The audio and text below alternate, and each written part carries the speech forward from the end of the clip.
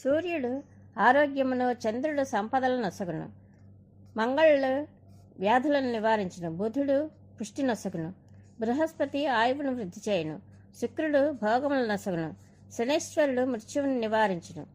7 వారముల యొక్క ఫలములు క్రమముగా చెప్పబడినవి.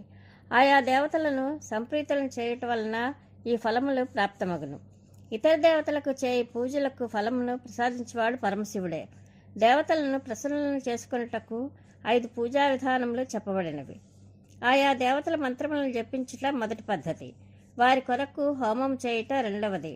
దానము చేయుట మూడవది. తపస్సు చేయుట నాలుగవది.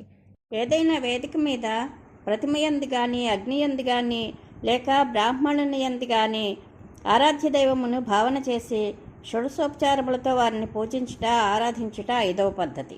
ఈ 5 పూజా పద్ధతులలో ఒకదాని తర్వాత ఒకటిగా ఉత్తరోత్తరము శ్రేష్టం.